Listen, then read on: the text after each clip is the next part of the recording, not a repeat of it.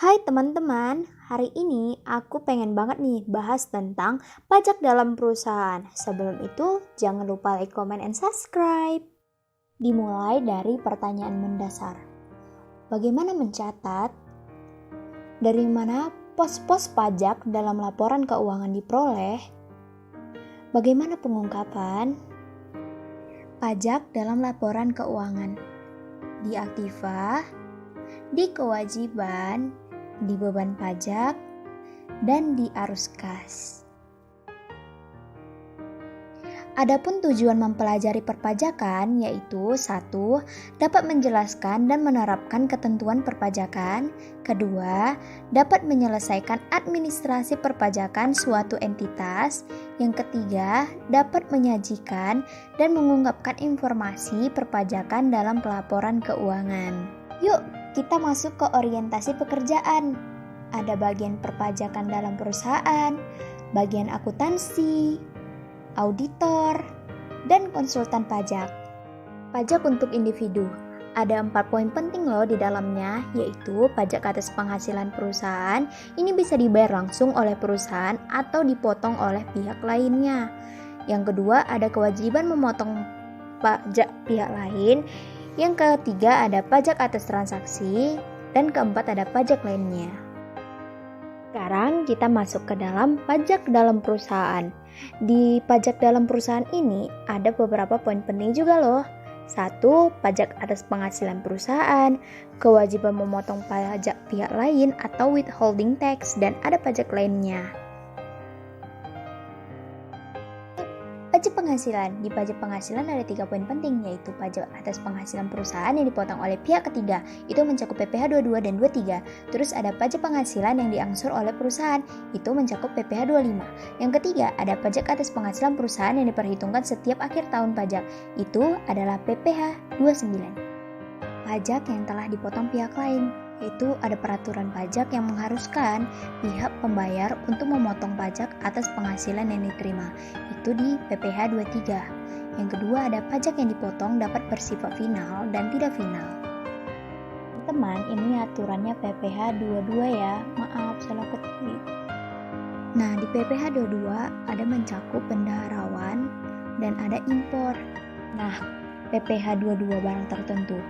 Misalnya nih, kamu beli pesawat pribadi yang sangat mahal, kamu akan dipungut PPh nih. Karena itu termasuk barang mewah. PPh 23 tidak final, itu biasanya royalti, jasa, dividen. Di pihak yang membayar itu dicatat sebagai kewajiban ya. Pajak mengurangi kas namun tidak mengurangi beban perusahaan. Pihak yang dipotong mencatat sebagai pajak dibayar di muka pada saat pendapatan diakui. Siapa nih ya senang dapat hadiah, penghargaan, bonus, tapi yang mahal ya, itu masuk ke PPh final. Tapi selain ke pihak pribadi ya. PPh 24 adalah peraturan yang mengatur hak wajib pajak untuk memanfaatkan kredit pajak mereka di luar negeri untuk mengurangi nilai pajak terhutang yang dimiliki di Indonesia. PPh 25 itu adalah pajak yang dibayar secara angsuran.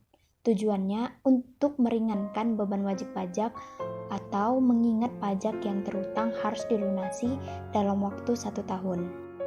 Pajak perusahaan secara keseluruhan akan dihitung pada akhir tahun. PPh dihitung dari penghasilan kena pajak dikali tarif pajak yang berlaku. Selanjutnya penghasilan kena pajak dihitung dari laba sebelum pajak kemudian dikoreksi deh. Koreksi dan rekonsiliasi fiskal perlu dilakukan karena ada perbedaan aturan dalam mengukur pendapatan dan beban.